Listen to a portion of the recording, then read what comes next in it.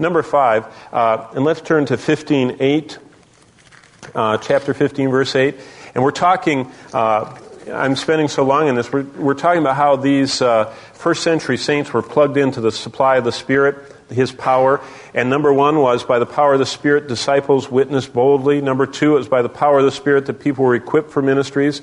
Number 3 is by the power of the Holy Spirit that joy and comfort were given.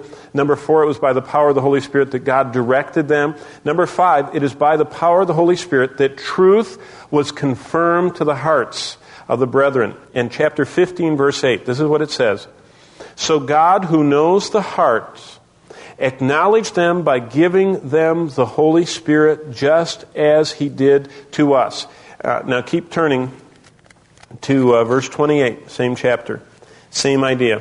For it seemed good to the Holy Spirit and to us to lay upon you no greater burden than these necessary things. Do you know what was going on in the New Testament church? As they were preaching, as they were going forward and proclaiming God's truth, the Spirit of God was coming right behind and confirming it in the hearts of the people. You ever had that happen? Someone shares something with you, and just within you, everything you know about God, everything you know about His Word, everything you know about the nature and character of God, you say, that's right. That's right.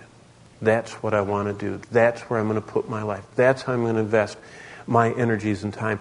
And there is a confirming work of the Holy Spirit in our lives. And it's all the way through the book of Acts. I just think it's fascinating.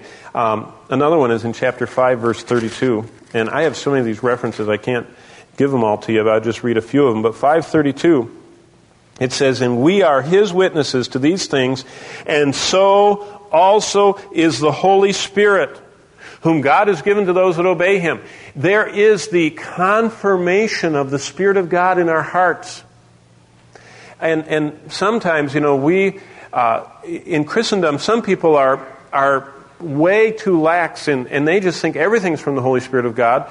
And other people are way too far on the other side, and we might be over here, where we just kind of have nothing to do with the Holy Spirit, hardly at all. I'll tell you what, if we yield ourselves to stay in step with the Spirit, there will be so many areas of our life that the Spirit of God confirms, and He leads, and He works. Just as an example, it was in 1979. I remember I was in a van in Marseille, France. In the back of the van, and in the trailer behind me, I had 6,000 Bibles. I'll always remember this. And what we were told was, we had to take them to northern Africa, to an Arabic Muslim country, and they said, if you get caught, you can have no map, no papers, no names, no nothing.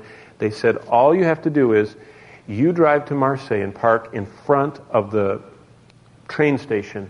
And they said, you park there at noon on this certain day, and they said, the person that tells you the next stop in northern Africa will walk up to your car. I mean, what is this, Mission Impossible or something? I mean, this is ridiculous. They said, you're on a mission, a Christian mission. They said, you have to just trust the Lord. I remember here driving my 6,000 Bible van and trailer up in front of the train station. I thought, which side?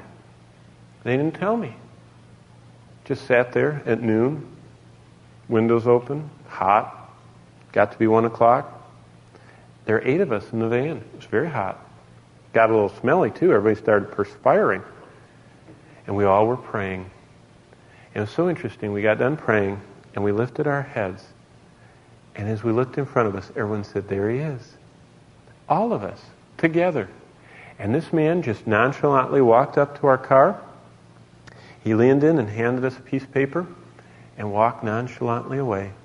And it was the next stop. It got us all the way to the city of Casablanca, told us where to go. Of course, we had to get rid of the paper before we crossed the border.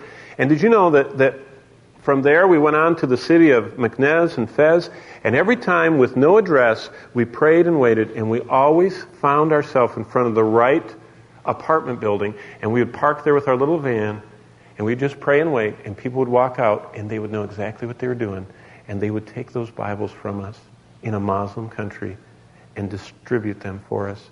Now, I mean, I don't operate that way. I don't drive around Tulsa and just park in front of Dillard's and say, Lord, if someone comes out, whatever they tell me, I'll do. I'm not talking about being silly. I'm talking about specific times in life. There is a confirming work of the Spirit of God, where He leads, where He moves.